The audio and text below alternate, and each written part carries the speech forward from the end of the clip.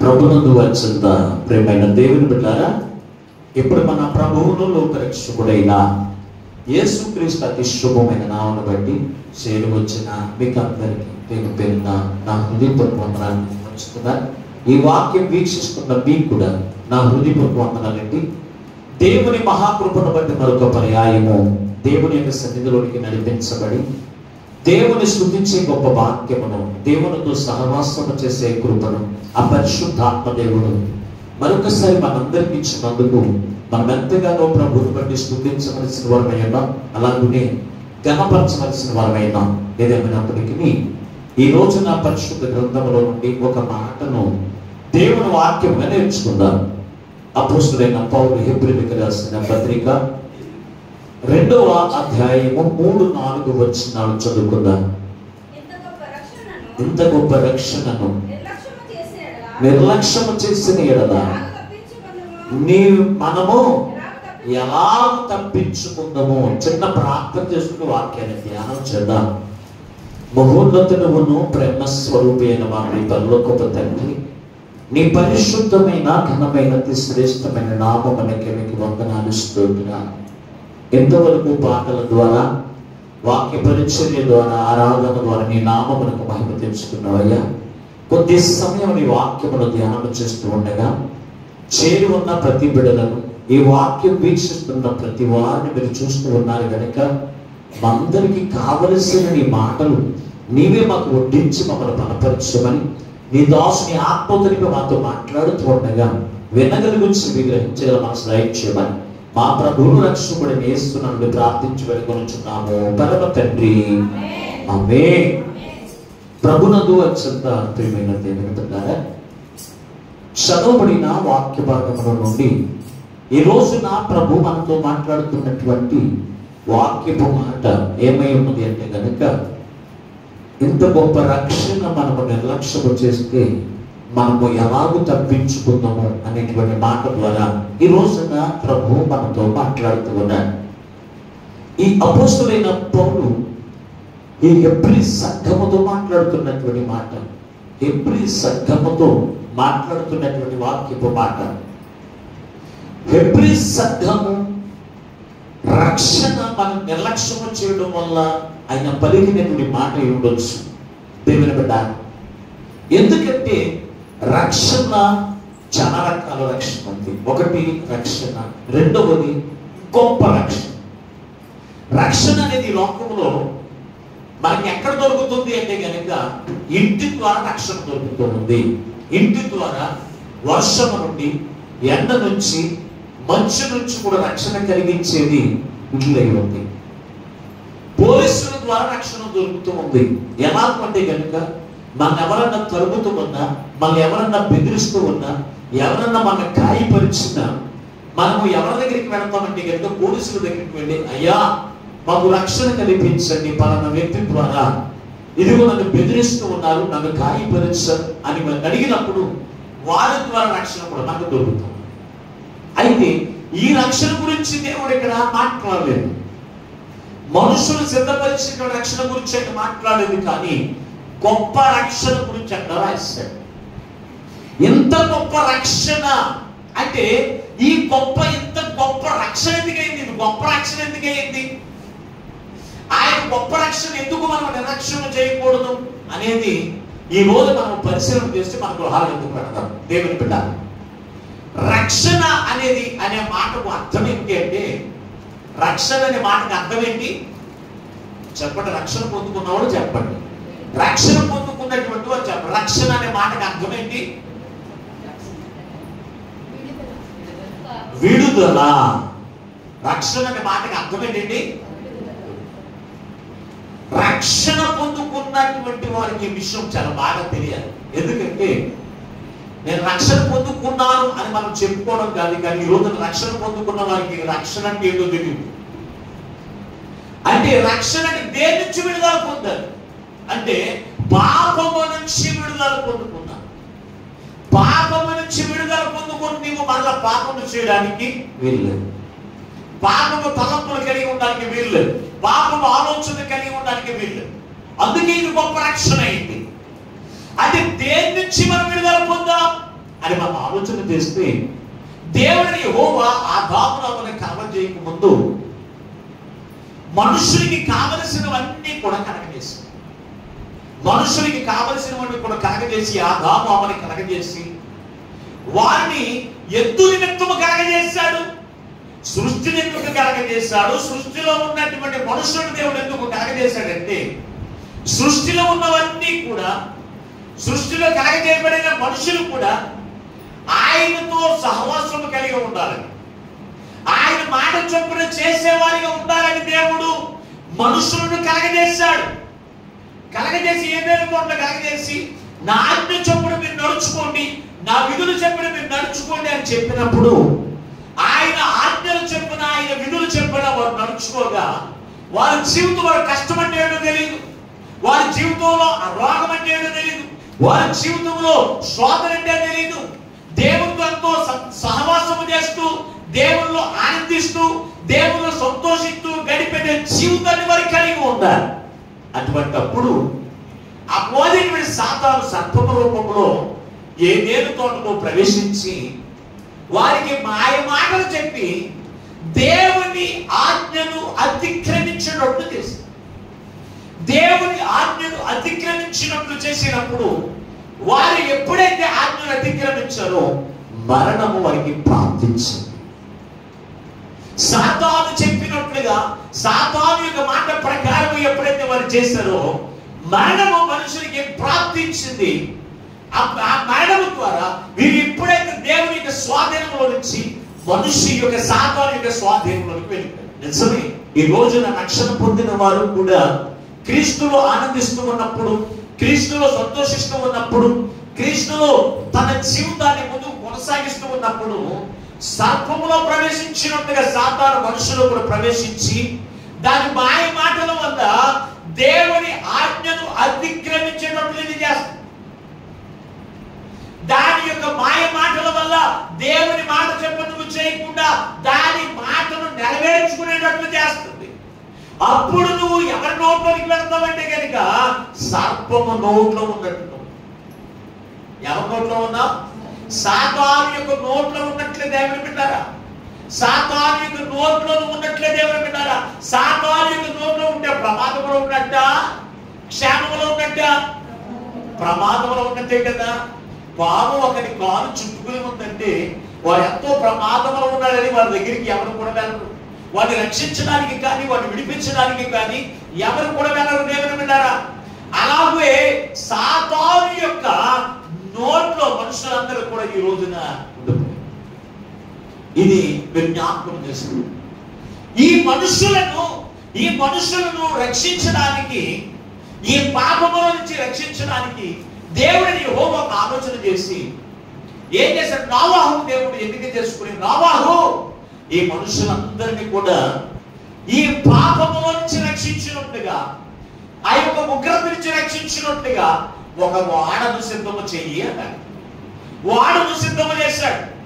వాడను సిద్ధము చేసి, అయ్యారా ఇదిగో మీరు చేసిన పాపము నుంచి విడుదల పొందాలి అంటే, ఈ పాపము నుంచి శిక్ష, ఉగ్రత, ఆ ఉగ్రత నుంచి మీరు తప్పించబడాలి అంటే మీరు వాడలోనికి రండి అని నోవాహు 120 సంవత్సరములు మనుషుల్ని ప్రతిబలంటే నోవాహు సిద్ధపరిచిన రక్షణ వారు ఎవరికి వచ్చారా?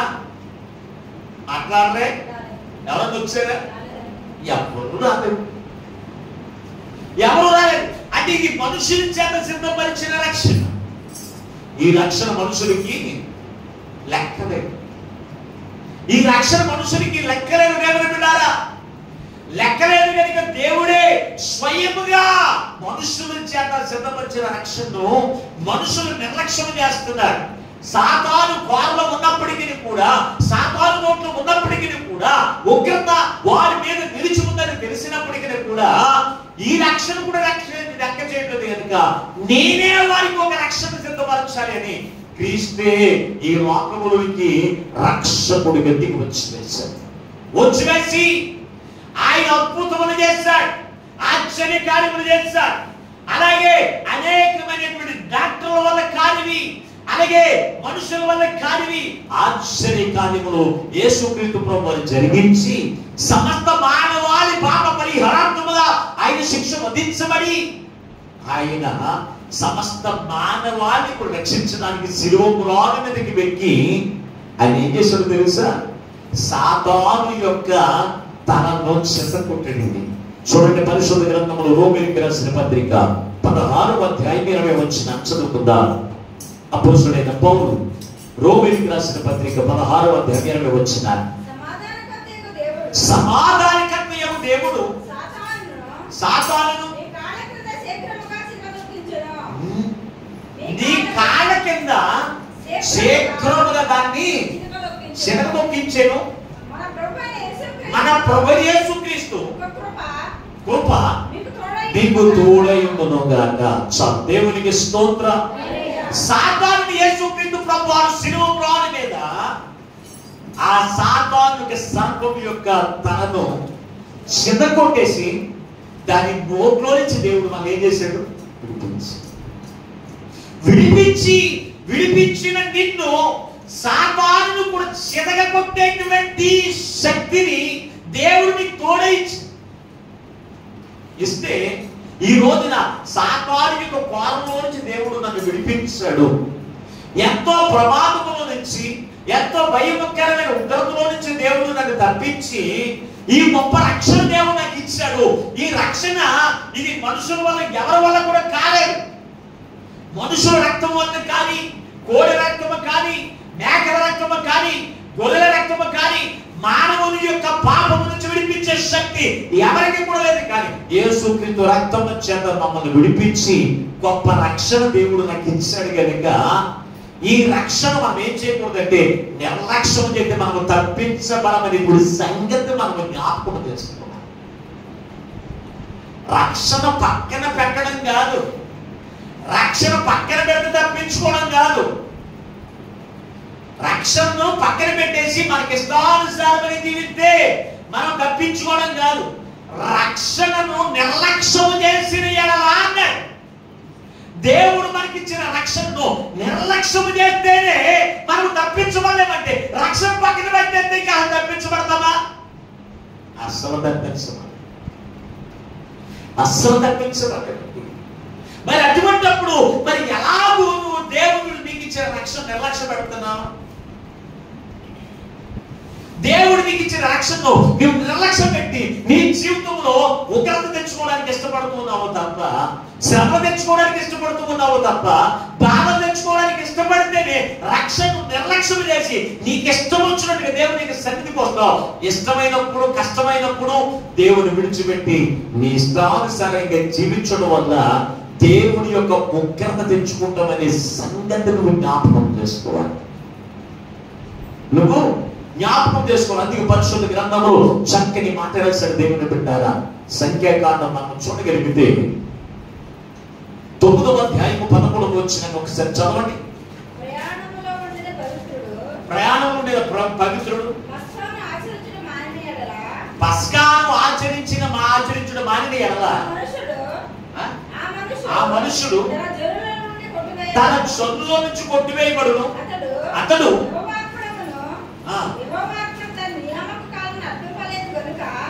యెహోవా అర్పణమును దాని నియమక కాలమున అర్పింపలేదు కనుక ఆ మనుషుడు తన పాపమును తానే భరించవలెను. దేవునికి స్తోత్రం. రక్షణ పొందుకున్నటువంటి వాడు నియమించవలసిన వారికి నియమించిన 2 నియమాలు ఉన్నాయి. ఒకటి ప్రార్థన, రెండవది పస్కా విందును ఆచరించుట. ఈ 2 తప్పనిసరిగా చేయాలి. ఈ 2 తప్పనిసరిగా ఆచరించాలి దేవుని బిడ్డారా. పస్కా విందును ఆచరించకుండా, రెండవది బలి అర్పించవలసిన సమయంలో బలులు అర్పించకపోయిన ఎడల, అంటే ప్రార్థన చేయవలసిన సమయంలో నువ్వు ప్రార్థన చేయకుండా నిర్లక్ష్యంగా ఉండి ఆదివారం ఆరాధన జరుగుతుంది. ఆరాధన సమయంలో నీకు ఇష్టం వచ్చినట్లు తిరిగి వచ్చి సాయంత్రం మాత్రం దేవుని యొక్క మందిరానికి వచ్చి ప్రార్థన చేసుకుని కాన్కేసి వెళ్ళిపోతే నీ రక్షణ నువ్వు నిర్లక్ష్యం చేయనట్టు కాదు, నిర్లక్ష్యం చేసినట్లే. నీ యొక్క ప్రార్థన, నువ్వు ప్రార్థన చేయవలసిన సమయంలో నువ్వేం చేయాలి? ప్రార్థన చేయాలి. ఈ రోజు రక్షణ పొందిన వారందరూ కూడా ప్రార్థన వేళలో ప్రార్థన చేసేటువంటి లక్షణం ఈ రోజు ఉంటుందా క్రైస్తవులకి, రక్షణ పొందుకున్న వారికి? అది గల కారణం ఏంటంటే నిర్లక్ష్యం. రక్షణ ఉపయోగం లేదు, రక్షణ వల్ల ప్రయోజనం లేదు.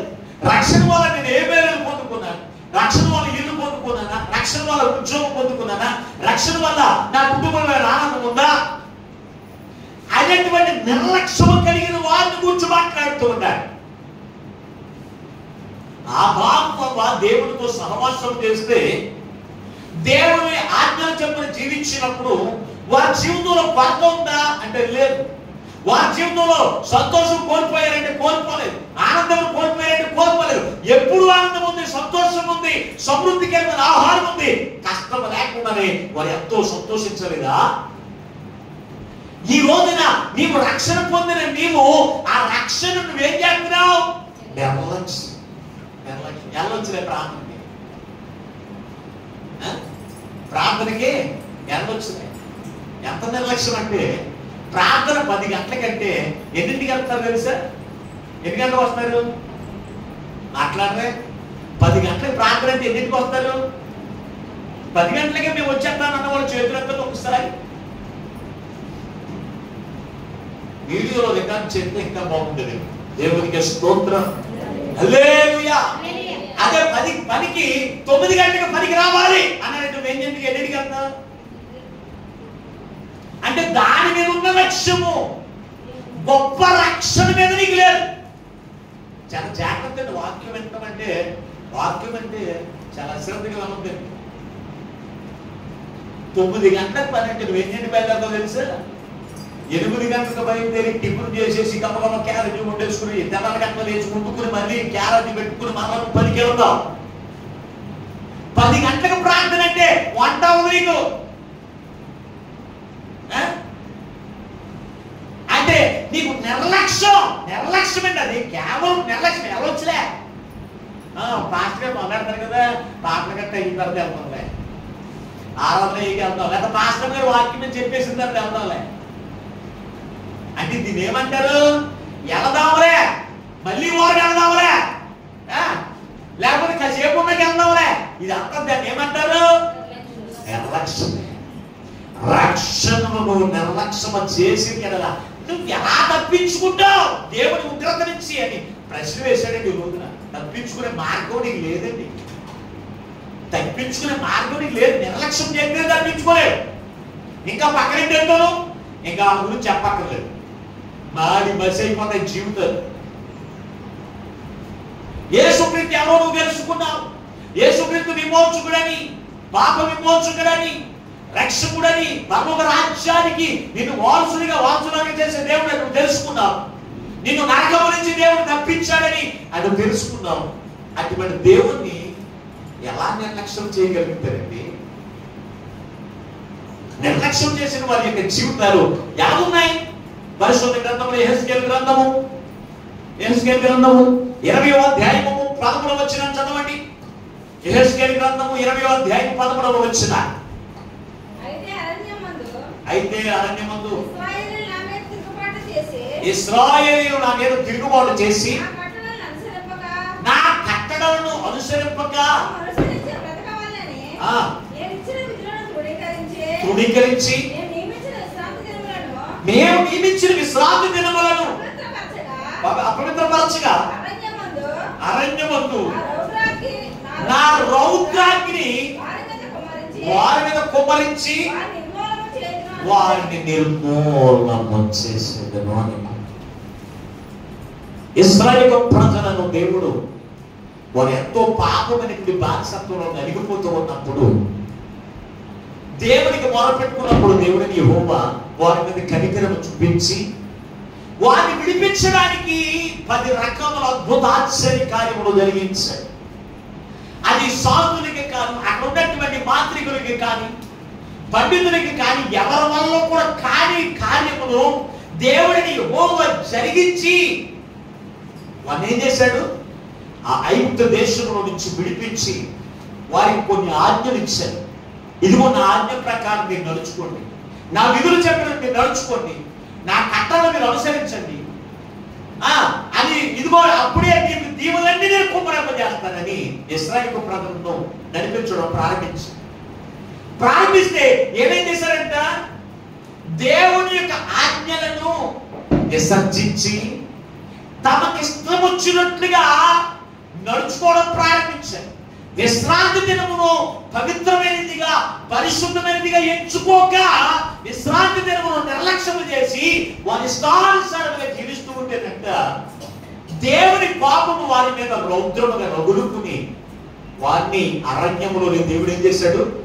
రాల్పి వేశాడు. దేవుడు నిర్మూలన చేసేటను అన్నాడు. మరి దేవుని చేత విడిపించబడిన వారికి ఉగ్రత ఏంటి?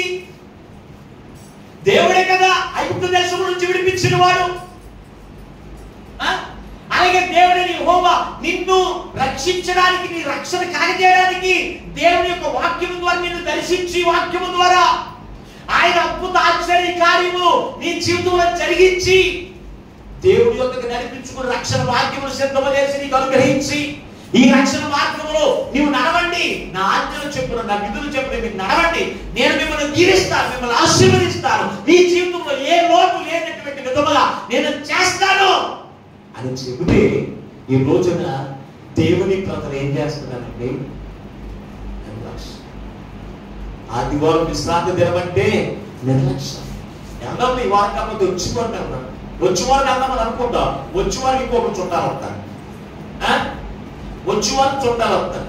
ఆ చుట్టాలకి వంటలు చేసి పెంటలు చేసి పెట్టేటప్పటికి ఆ వారం కూడా అయిపోతుంది. మళ్ళీ వారం వెళ్తాం, ఆఖరికి వారం పోయింది అనుకుంటాం, మళ్ళీ వారానికి ఏదో పని అయిపోతుంది.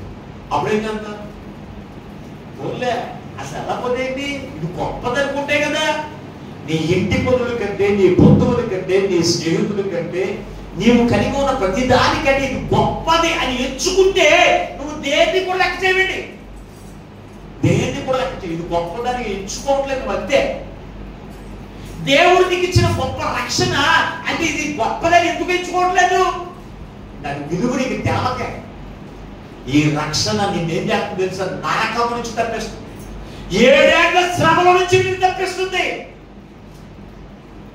భయంకరమైన ఉగ్రత నుంచి తప్పించే శక్తి ఈ గొప్ప రక్షణ పొందండి. అందుకే దీని విలువ నీకు తెలవక ఈ రక్షణ నిర్లక్ష్యం చేసి చూద్దాంలే, రక్షణ పొందుకుంటే మాత్రం ప్రతి ఆదివారం మందిరానికి వెళ్ళిపోవాలా, ప్రతి శుక్రవారం ప్రాంతానికి వెళ్ళిపోవాలా, నియమకు కోటాలకు వెళ్ళిపోవాలా, ఈ వారం ఆయన ఇంటిగా వాడి దగ్గర పడుకుందా?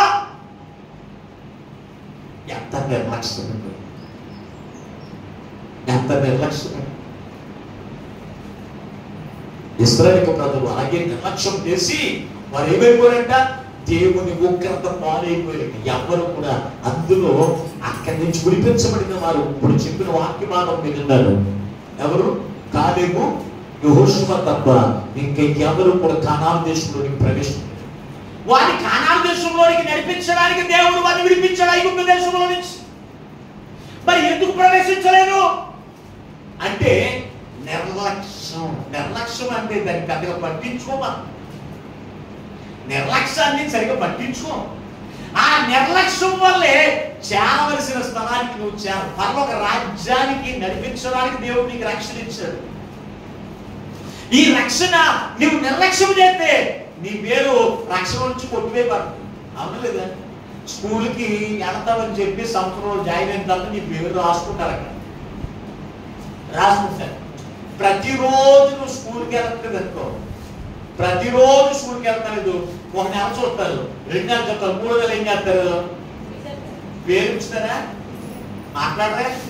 లేదండి, నేను తీసిన గంట పట్టుకొచ్చి మీ దగ్గర ఇచ్చి నేను దాయి చేశానండి, నా పిల్లనే ఇదిగో ఏంటండి పేరు తీసేయడం ఏంటండి అంటే ఏమంటారు? ఏది అక్కడ వచ్చింది? ఆడ చూపించింది కానీ చూపించు 3 నెలలు ఆంధ్ర ఎక్కడ ఉంటుందో చూపించిన కానీ ఎక్కడ కనపడదు. మరి కొట్టేయకపోతే ఏం చేయమంటావు అంటారా లేదా? అంటారా? నువ్వు దెబ్బలంటే మాత్రం నీ పేరు రాసేద్దారు అనుకున్నావా?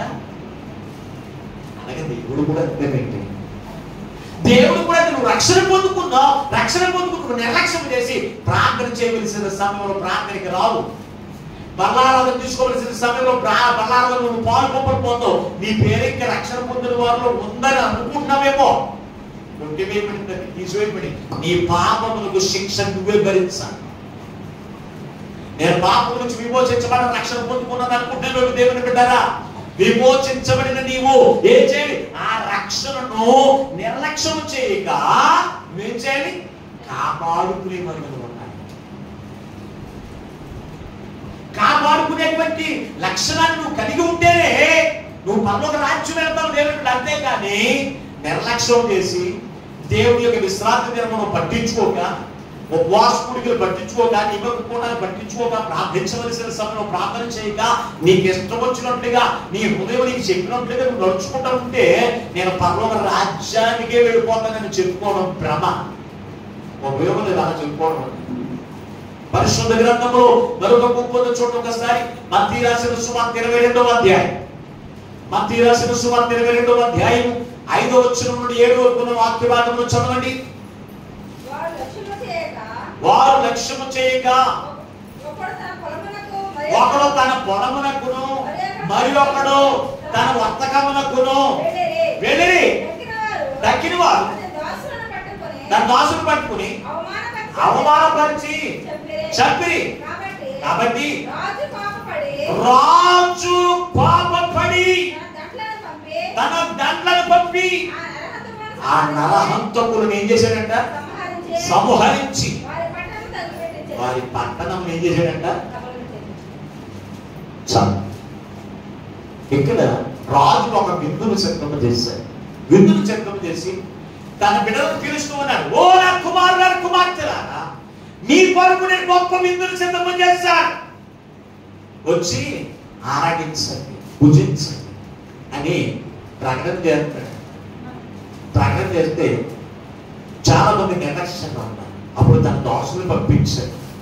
అమ్మా, మీ కొరకు దేవుడు గొప్ప విందులు సిద్ధం చేశాడు, రెండమ్మా రెండయ్యా అంటే, ఒకడేమో దేవుడు దాసుల యొక్క మాటలు పట్టించుకోకుండా పొలానికి వెళ్ళిపోయాడు. మరొకడు వర్తకమునకు అంటే ఏంటంటే వ్యాపారానికి ఒకడు వెళ్ళిపోయాడు. మిగిలినోడు ఆ వచ్చినప్పుడు దాసులు దేవుడు దాసుల మీద పాల్పడి ధ్యానం చేసేవాడు కొందరైతే, కొట్టుకున్నాడు కొందరైతే, కొంతమంది చంపుకున్నాడు కొందరు ఉన్నారు. అప్పుడు పాపం పాస్టర్ రాలేదు. దాసులు ఎవరు ఇందులో అంటే కనుక, దాసులు అంటే ఎవరంటే దేవుని యొక్క సేవకులు. దాసులు అంటే దేవుని యొక్క సేవకులు. ఆహారం గొప్ప విందు అంటే దేవుని యొక్క వాక్యాహారం. ఆ వాక్యాహారం రాజు సిద్ధం చేశాడు. ఆ రాజు ఎవరికి సిద్ధం చేశాడంటే దేవుని యొక్క ప్రజలకు సిద్ధం చేశాడు. ఆ వాక్యాహారం భుజించి తిరిగి రండి అని తన దాసుల ద్వారా ప్రకటన చేస్తూ ఉంటేనంట, ఆ దాసుల మాట లెక్క చేయకుండా వ్యాపారానికి వెళ్ళిన వారు కొందరైతే, కొందరేమో పొలం పొలికి వెళ్ళి గొర్రెలు పడతారు. ఇక్కడ రాసేది లేదా? పొలంకి వెళ్ళిన వారు కొందరు, వర్తకములకు వెళ్ళేది కొందరు, కొందరు హేళన చేసేవారు. వీళ్ళందరూ ఉంటారు ఇందులో. ఇప్పుడు దాసులకి పాపం రావాలి. దాసుల మాట వినలేదు కదా, దాసుల మాట వినలేదు. దాసుల్ని చెప్పేవాడిని హేళన చేస్తున్నారు, దాసుల్ని అపహాసం చేస్తారు, దాసుల్ని కొడుతూ ఉన్నారు, దాసుల్ని చంపుతూ ఉన్నారు. అటువంటిప్పుడు పాపం రావాల్సింది ఎవరికి? దాసులు. కానీ ఎవరికి వచ్చింది? రాజుకు కోపం వచ్చింది. రాజుకు కోపం వచ్చి ఏం చేశాడు తెలుసా? తన దగ్గర ఉన్నటువంటి తన సేనను పంపించి ఆ నరహంతకులను ఏం చేయి? సంహరించి నిర్మూలన చేసి. ఈ నరహంతకులను ఎవరన్నాడు? ఇప్పుడు చెప్పండి, ఇప్పుడు చెప్పండి. పొలమెలుపును రక్షణ పొందుకుని దేవుని యొక్క సన్నిధికి రాకుండా పొలమెలుపును రక్షణ పొందుకుని దేవుని సన్నిధికి రాకుండా వ్యాపారంలో చూసుకునేవారు.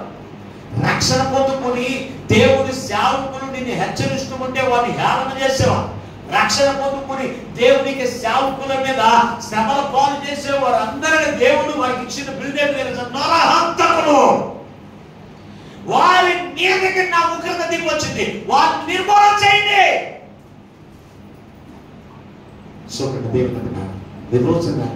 రక్షణ పొందుకున్న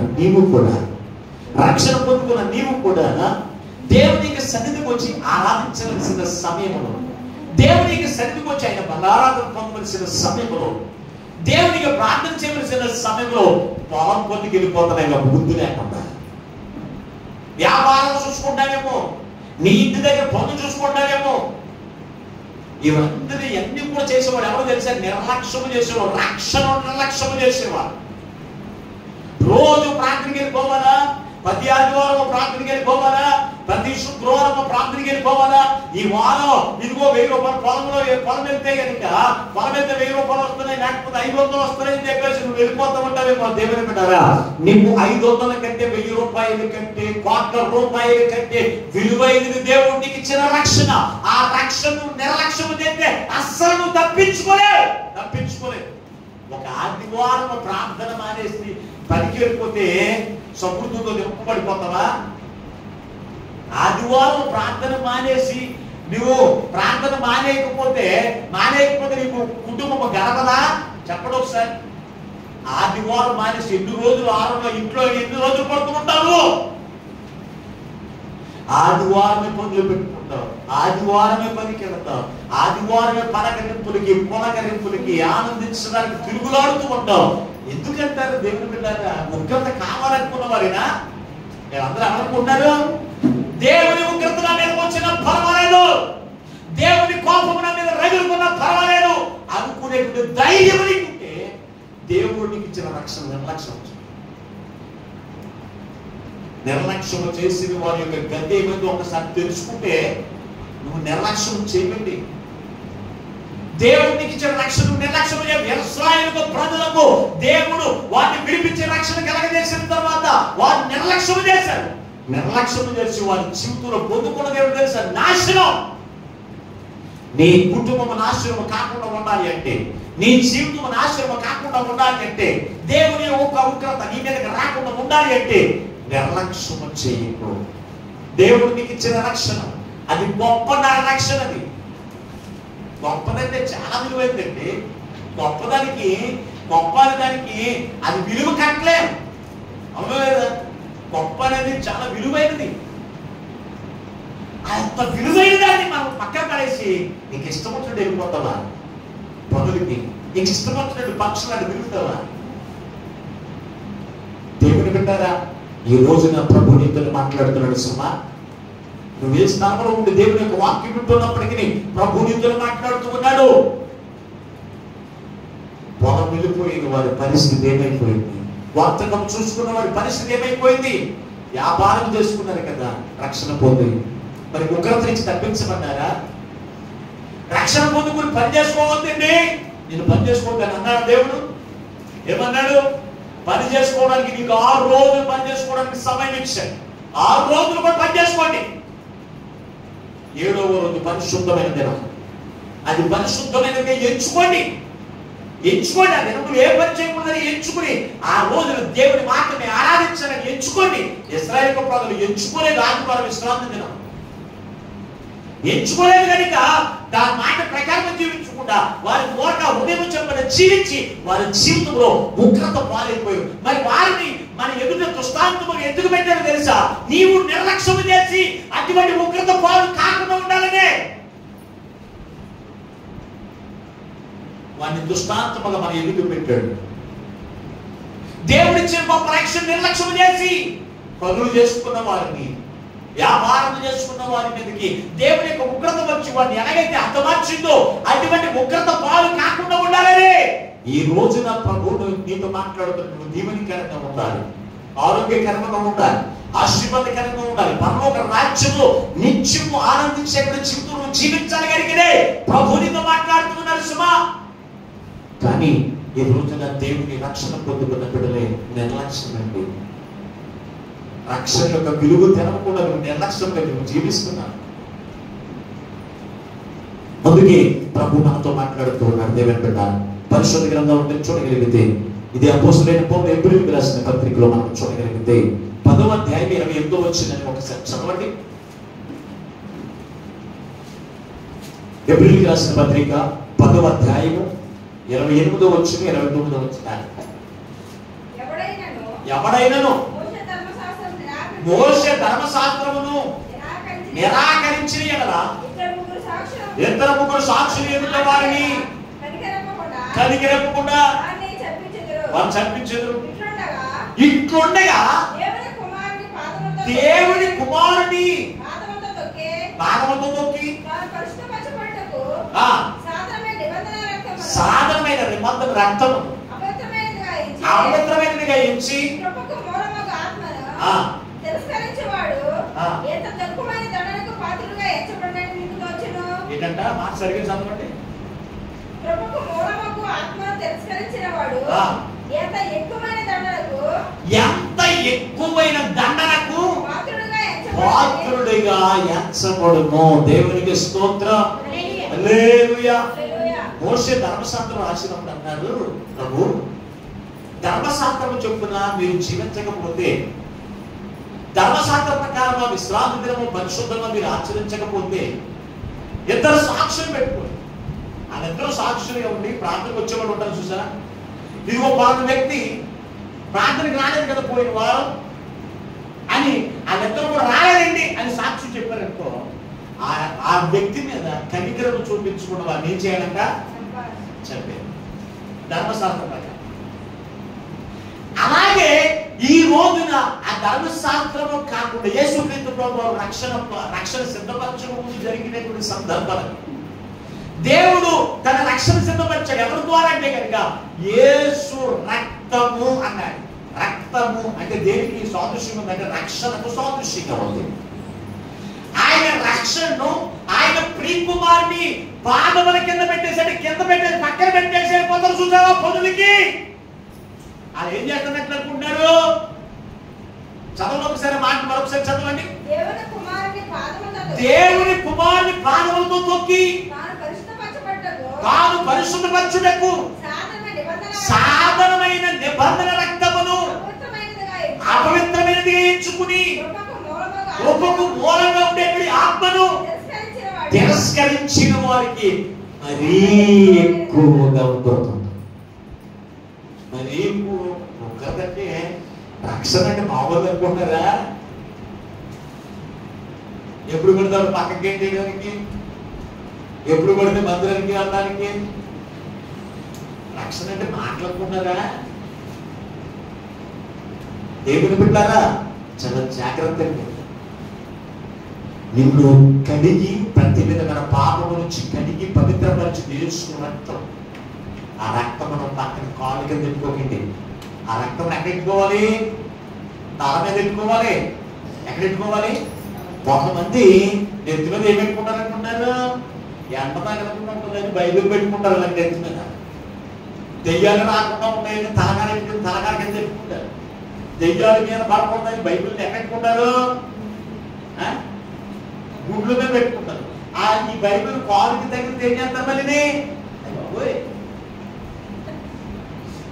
అంటే యేసు రక్తమును యేసు వాక్యముని కాళ్ళకి తగిలితేనే ఎలా అనేసుకుంటాం.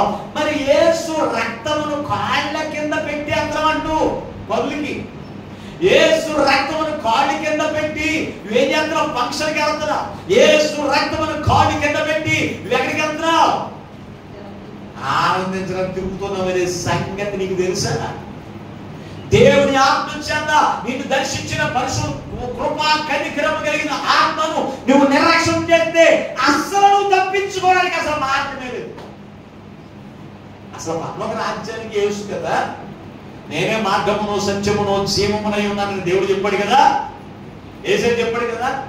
మరి ఆ పరలోక రాజ్యం వెళ్ళాలి అంటే రక్షణ మనం ఏం చేయాలి? ఎంత గొప్ప రక్షణ! ఇది చాలా విలువైందండి. దీన్ని చాలా జాగ్రత్తగా కాపాడుకోవాలండి. అదే పాస్టర్ గారు ఒక వంద మీద ఏం చేస్తారు? 100 మీద ఏం చేస్తారు చెప్పండి సార్. రాత్రి కాలము పడుకున్నప్పుడు దేవుడే నీకు దర్శనమిచ్చి ఒక వజ్రం ఇచ్చాడంటే దాన్ని ఎక్కడ పెట్టి అక్కడ ఎక్కేస్తావా?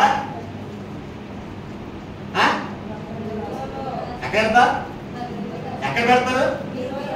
బీరువాలో పెట్టి 10 పూట పొద్దున్న లేచి ఏం చేస్తావు? ఉందంటవా? ఎందుకంటే ₹1,00,000 విలువైనటువంటి ఒక వజ్రం కనుక పొద్దున్న లేచి బీరువా తెరిచి వజ్రాలు చూసుకుంటాం. బయటికి పనికి వచ్చినా ఫంక్షన్కి వెళ్ళొచ్చినా ఎక్కడికి వెళ్ళొచ్చినా మళ్ళా గబగబా బీరువా తీసి తాళం తీసి అది ఉందా లేదా? అవునా లేదా? అట్లారా దానికన్నా విలువైనది గొప్ప రక్షణ. దేవుని బిడ్డ ₹1,00,000 తీసుకుని కూర్చుని ఉన్నాయి. కానీ దేవుని యొక్క రాకడ దినములో నువ్వు ₹1,00,000 నన్ను రక్షించంటే ఆ ₹1,00,000 నిన్ను రక్షించలేవు. ఆ రక్షణ నీకు దొరకదు. అందుకే ప్రభు నీతో మాట్లాడుతున్నాడు, ఇంత గొప్ప రక్షణ, ఇది ₹1,00,000 కంటే విలువైన గొప్ప రక్షణ, దీన్ని నిర్లక్ష్యం చేయొద్దంటే అసలు గ్రంథాన్ని నేర్చుకుని పక్కనే తిరుగుతున్నాం. ఈ రోజున దేవుని బిడ్డలు ఎంత ఘోరమైన పరిస్థితులు ఎందుకు ఎదుర్కొంటారు. మళ్ళీ ఏమంటారో తెలుసా, దేవుడిలో ఉంటే నాకు ఏముందండి, దేవుడు నాకు ఏమిచ్చాడండి, ఆ దేవుడు మాట చెప్పుడు ఎప్పుడైనా జీవించావా నీ బ్రతుకులో? దేవుని మాట ప్రకారం ఎప్పుడైనా నడుచుకున్నావా? దేవుని మాట ప్రకారంగా జీవించినప్పుడు, క్రీస్తులో ఆనందించినప్పుడు మరి ఆదామకి ఏమైనా లోటు వచ్చిందా? మాట్లాడరే, లోటు రాలేదు. వారి జీవితంలో పొదువు అన్నదే లేదు. దేవుని బిడ్డారా, అందుకే ప్రభు మనతో మాట్లాడుతున్నాడు. దేవుని బిడ్డారా, నన్ను అట్టి జీవితం మనం జీవించకూడదనేటువంటి ఉద్దేశంతో ప్రభు మనతో మాట్లాడుతున్నాడు. ఏంటి మన యొక్క జీవితంలో యోబు ఆ రక్షణ గురించి ఎంత జాగ్రత్తగా ఉన్నాడో ఒకసారి పరిశుద్ధ గ్రంథంలో మీరు చూడగలిగితే కనుక, యోబు గ్రంథము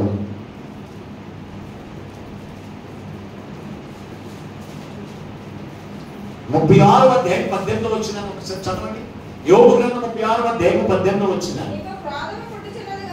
నీకు క్రోధం పుట్టుచున్నది కనుక నీవు ఒకవేళ తిరస్కారం చేయుదునేమో అని జాగ్రత్త పడము. నీవు చేయవలసిన ప్రాయశ్చిత్తము గొప్పదని నీవు మోసపోయినవేమని జాగ్రత్త పడము. యోబేమన్నాడు, దేవుడు నీకు ఇచ్చిన గొప్ప రక్షణ తిరస్కరించేస్తాడేమో. తిరస్కరించకుండా జాగ్రత్త. ఈ విషయంలో జాగ్రత్త కలిగి ఉండాలి. రక్షణను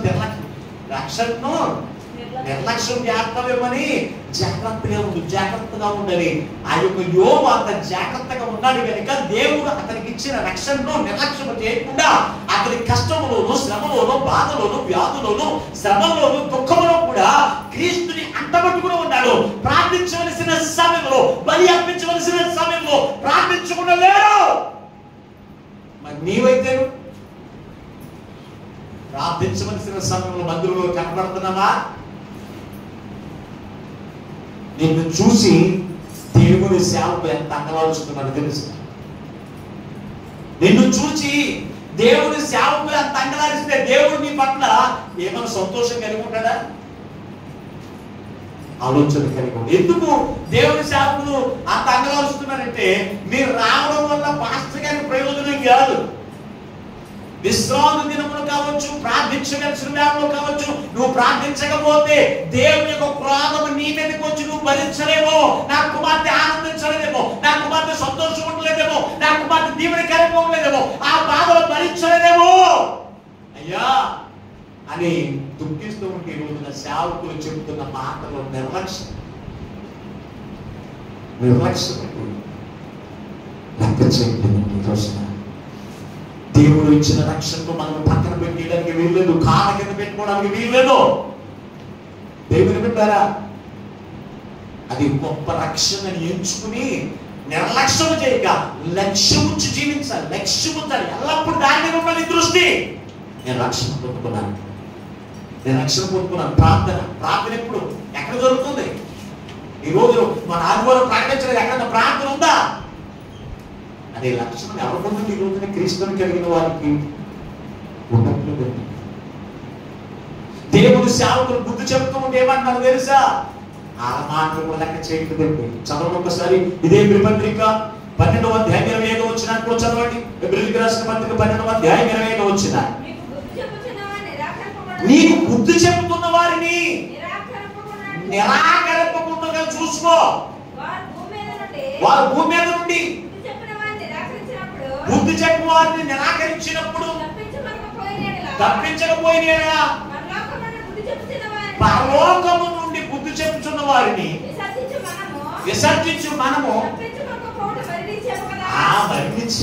తప్పించుకోలేమండి.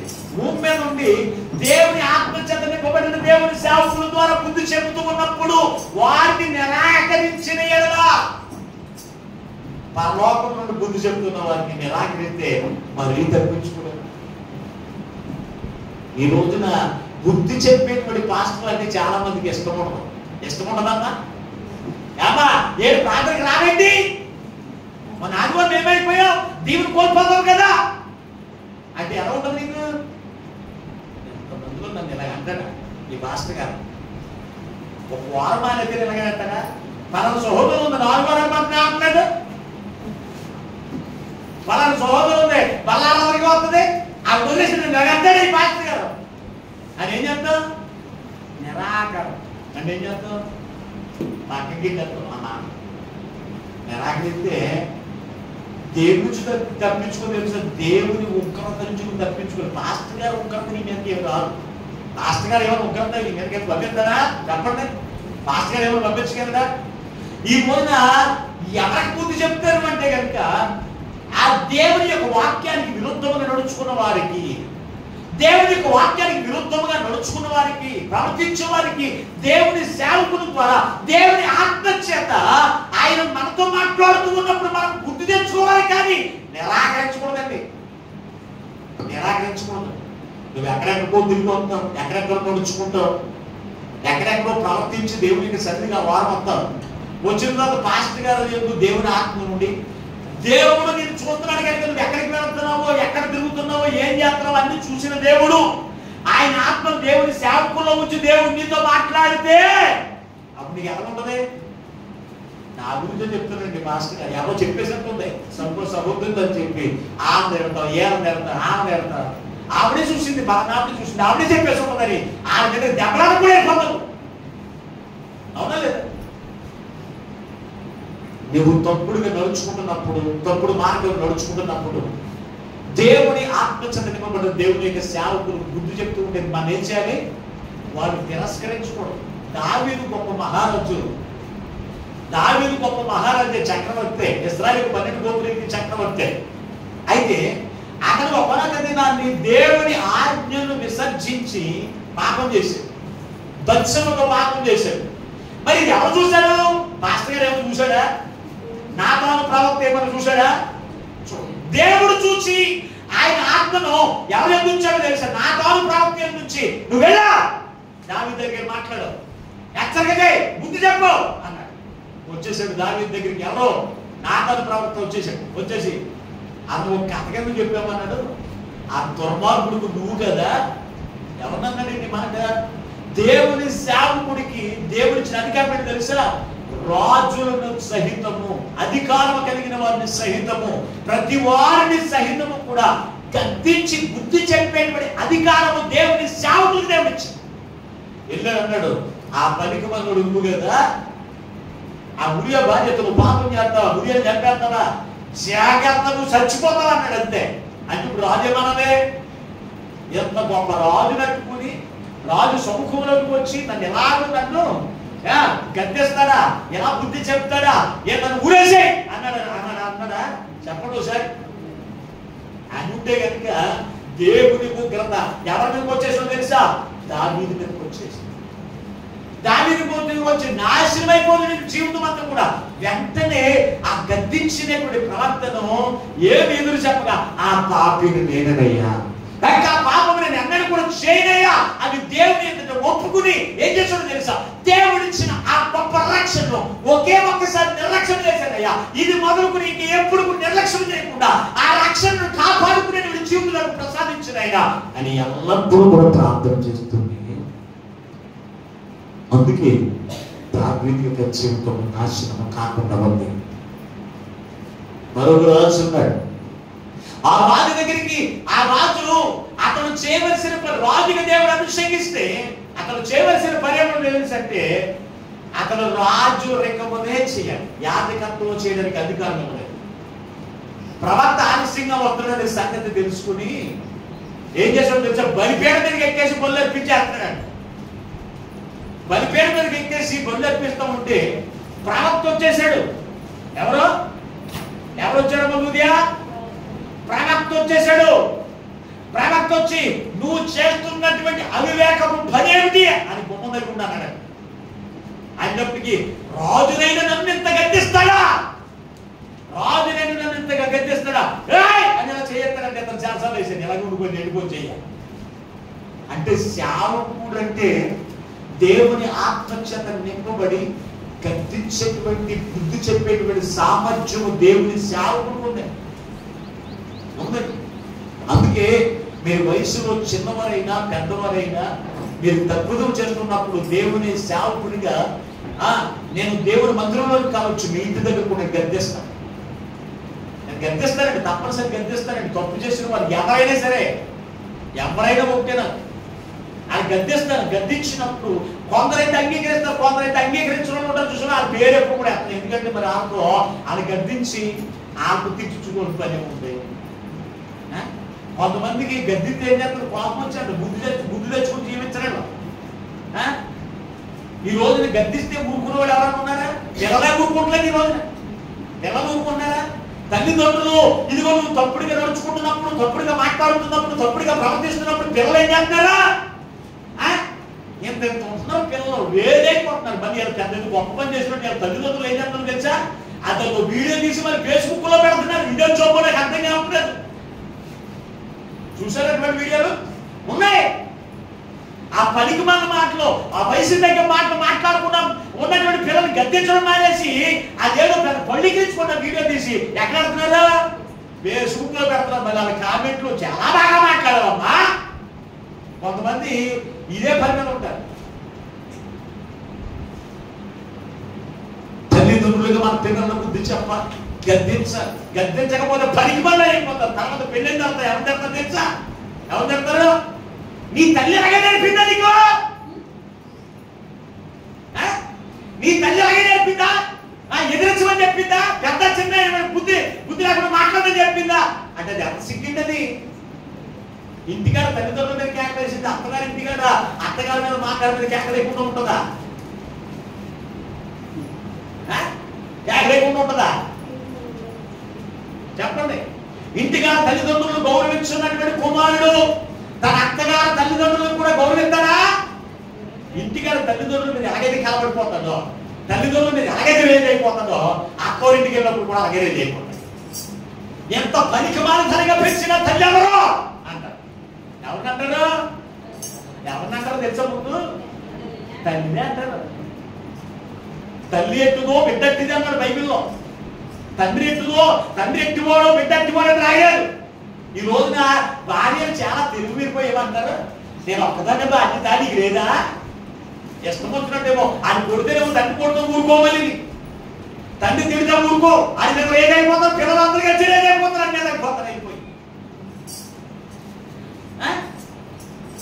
పడేటువంటి తల్లిలు పిల్లలు లేరా? కొంతమంది తండ్రులు కొట్టేసి బయట గెట్టేసి వాళ్ళు లేరా? ఎప్పుడు బుద్ధి చెప్తున్నప్పుడు కొంతమంది 10 మంది తండ్రులు ఉంటారు. తాగేసి తల్లు భార్యలు బిడ్డలు కొట్టి అటువంటి వారిని గెట్టేసారంటారు. లేరు. దేవుని బిడ్డలారా, ఇటువంటి బుద్ధి చెప్పేటువంటి వారిని మనం ఏం చెప్పడం? తిరస్కరించొద్దు. ఎవరిని తిరస్కరించొద్దు అన్నాడు? దేవుని సేవకుడు. దేవుని సేవకుల ద్వారా దేవుడు నీకు బుద్ధి చెప్తూ ఉన్నప్పుడు తిరస్కరించకుండా, నేను తప్పుగా నడుచుకున్నాను, నా రక్షణ నేను నిర్లక్ష్యం చేశాను, నాకు ఇష్టం వచ్చిన నేను ప్రవర్తిస్తున్నాను, అందుకే నాకు ఈ శ్రమలు, అందుకే నాకు ఈ బాధలు, అందుకే నాకు ఈ కష్టాలు. అయ్యా, ఈ కానించి నేను ప్రార్థన మానండి, ఈ కానించి దేవుని మాట ప్రకారం నేను జీవిస్తానండి, ఈ కానించి నేను మాట ప్రకారం దేవుని మాట ప్రకారంగా నేను నడుచుకుంటానండి అనేటువంటి సాక్ష్యం ఇచ్చే వారు బహు మంది ఉంటారు. అక్కడ మూడికి ఎంతమంది ఉంటారో ఎంతో ముగ్గురు కనపడతారు. అంతే, మిగులు అందరూ కూడా దెబ్బలాడి కూడా దేవుని బిడ్డలారా. అందుకే ప్రభు ఈ రోజున మనందరితో మాట్లాడుతున్నాను. చెప్తున్నాను, రక్షణ నిర్లక్ష్యం చేస్తున్నాడు. ఈ రోజున రక్షణ అంటే చాలా మందికి విలువ తెలియక, ఇది గొప్ప రక్షణ, ఇది నీ భర్త కంటే, నీ భార్య కంటే, నీ బిడ్డల కంటే, నీ బంధువుల కంటే ఇది గొప్ప రక్షణ. ఈ రక్షణ నేను నిర్లక్ష్యం చేయకుండా నేను తీసుకోవాలి అనేటువంటి జ్ఞానం కూడా ఉంటుంది కొంతమంది.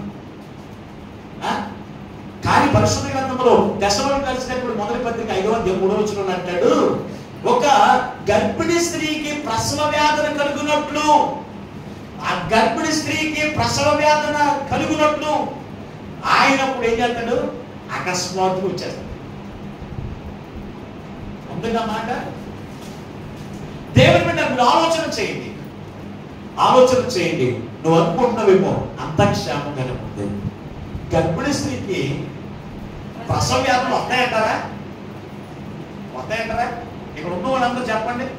గర్భిణీ స్త్రీకి గర్భం ధరించిన తర్వాత ప్రసవ వ్యాధులు వస్తాయి లేదా? వస్తాయి లేదా? వస్తాయినే వస్తాయి. కనుక ఆమె ఆ ప్రసవ వ్యాధులను భరించడానికి శక్తి కలగడానికి బలం కొనుక్కుంటాం, వాటిని జయించడానికి. అవునా లేదా? ఏం చేస్తే శ్రేష్టమైన ఆహారం తీసుకుంటుంది, ఆరోగ్య సూత్రాలను పాటిస్తారు. ఆ విషయంలో ఎప్పుడు వస్తుందని చెప్పి తల్లిదండ్రులకి అందరికీ టెన్షన్. ఎప్పుడు వస్తుందో తెలియదు. అంతేగాని బిడ్డ పుట్టేస్తాడు, ఆ బిడ్డను బట్టి నేను ఆనందించవచ్చు అని అనుకుంటుందా? ప్రసవ వ్యాధుల గురించి భయపడతానే ఉంటుంది, జాగ్రత్త కలిగే ఉంటుంది. అడుగేయాలన్నా ఎలా పడితే అడుగేసేస్తుందా? చెప్పండి. 3 మెట్లు వేసి పైనుంచి కిందకు ఒకేసారి కిందకి వేసేద్దా? చెప్పండి. ఎటు పడితే దూకేద్దా? దూకుతా ఊరుకుంటావా? ఏటమ్మా, నువ్వు మామూలు మనుషులు కాదు, జాగ్రత్తగా నడవాలి, జాగ్రత్తగా ఉండు అని చెప్తూనే ఉండదు. అలాగే దేవుని యొక్క రాకడ కూడా నువ్వు అంతా కూడా క్షేమంగానే ఉంది, అంతా బాగానే ఉందని అనుకుంటావు. అనుకోని గడియలో దేవుడు వచ్చినప్పుడు నువ్వు రక్షణ పొందుకుని ఉండకపోతే దేవుని ఉగ్రతకు నువ్వు పాత్రులైపోతావు. దేవుని యొక్క ఉగ్రతకు పాత్రులైపోతావు. శుభముగా పంటలు వస్తున్నారు. అలాగే కూడా అందమానంగా ఆనందించవచ్చు, సంతోషించవచ్చు, పెళ్లి చేసుకుంటూ అనుకున్నారు. దేవుని ఉగ్రత అకస్మాత్తుగా వారి మీదకి వచ్చి నాశనం చేసేస్తుంది. నినివే పట్టణస్తులైతే వారు సిద్ధపడినటువంటి జీవితము కలిగి ఉన్నారు. రక్షణ పొందుకోవడానికి సిద్ధపాటు కలిగిన వారి ఉండి ఆ రక్షణ అనుభవానికి వారు వెళ్ళిపోయారు. అందుకే వారు రక్షించబడ్డారు. కనుక ఎంతవరకు నీ జీవితంలో రక్షణ, ఎంత గొప్ప రక్షణ! నువ్వు నిర్లక్ష్యం తెలిస్తే నువ్వు తప్పించుకోలేవు మార్గం ఎటు లేదు. కనుక నువ్వేం చేయాలి? ఆ గొప్ప రక్షణ నువ్వు నిర్లక్ష్యం చేయాలి. లక్ష్యం ఉంచి దేవుడిచ్చే దీవులకును పరలోక రాజ్యానికి వారసులు ఉండేటువంటి ధన్యతను ఆ పరిశుద్ధాత్మ దేవుడు ఈ మాటలు వింటున్న బిడ్డలందరికీ అనుగ్రహించును గాక. ఆమేన్. ప్రార్థన చేసుకుందాం. అయ్యా, ఎంతవరకు నీ అమూల్యమైన మాటలు వచ్చారు. నువ్వే మమ్మల్ని దర్శించడానికి వందనాలు స్తోత్రాలు. నీ విలువైన మాటలు, నీ బలమైన మాటలు వచ్చారు. అయ్యా, నా హృదయంతో మాట్లాడినందుకు వందనాలు స్తోత్రాలు. ఎంత గొప్ప రక్షణ అయ్యా, ఎంత గొప్ప రక్షణ అయ్యా! ఈ లోకంలో ఉన్న వాటన్నిటికంటే, ఈ లోకం ఇచ్చే రక్షణ కంటే అయ్యా నువ్వు ఇచ్చిన గొప్ప రక్షణ అయ్యా, దీవెనకు పరలోక రాజ్యానికి వారసులు చేసే రక్షణ అయ్యా. ఆ రక్షణ నిర్లక్ష్యం చేసిన ఇశ్రాయేలు ప్రజలు ఎలాగైతే వారు ఉగ్రత పాలైపోయారో అటువంటి ఉగ్రత మా మీదకి రాకూడనట్లుగానే అయ్యా మీరు ఈ రోజు మాతో మాట్లాడావు. అయ్యా, నీ రక్షణ పొందుకుని మేము నిర్లక్ష్యం చేసి మేము పనుల్లోకి వెళ్ళిపోయినా, వ్యాపారాలు చేసుకుంటూ ఉన్నా అయ్యా నీ ఉగ్రత మేము పాలైపోతాం అయ్యా. అందుకే ఆ గొప్ప రక్షణ మీరు నిర్లక్ష్యం చేసి మీరు ఎలాగూ తప్పించుకుంటారని తండ్రి ఈ రోజు నువ్వు మాతో మాట్లాడాలనుకుంటున్నా. నీవు ఇచ్చిన గొప్ప రక్షణ మేము కాపాడుకుంటూ జాగ్రత్త కలిగిన జీవితం మేము కలిగి ఉండాలని ఈ రోజు నువ్వు మాతో మాట్లాడు. యోబు ఎంత జాగ్రత్త కలిగి ఉన్నాడయ్యా, అటువంటి జాగ్రత్త వాడిని కూడా తీసుకోమన్నాడయ్యా. అపోస్తలుడైన పౌలు జాగ్రత్త కలిగిన వాడిలో ఉన్నాడు కనుకనే ఓ హెబ్రీ సంఘమా ఎంత గొప్ప రక్షణ మీరు నిర్లక్ష్యం చేస్తే మీరు ఎలాగూ తప్పించుకుంటారని నన్ను హెచ్చరిక చేశాడు. ఈ రోజున నీ సంఘంతో మాట్లాడుతూ ఉన్నావు, నీ బిడ్డలతో మాట్లాడుతూ ఉన్నావు తండ్రి. ఎంత గొప్ప రక్షణ అయ్యా! ఇది నీవు సిద్ధపరిచిన రక్షణ అయ్యా. నీవు గొప్ప రక్షణ ప్రాణం పెట్టి సిద్ధపరిచిన ఈ గొప్ప రక్షణ ఇది ఎంతో విలువైనదిగా ఎంచుకుని నిర్లక్ష్యం చేయక లక్ష్యం నుంచి నీ దీవులకు నీ నిత్య రాజ్యములకు వారసులు ఉండేటువంటి ధన్యతను ఈ మాటలు పెట్టుకుని మనందరికీ అమృత చేసి మీరు మహిమను పొందమని యేసు నామమున ప్రార్థించి వేడుకొనుచున్నాము పరమ తండ్రి. ఆమేన్. దేవుడు మిమ్మల్ని అందరినీ దీవించును గాక. ఆమేన్. మరొకసారి మీకు అందరికీ నా హృదయపూర్వక వందనాలు.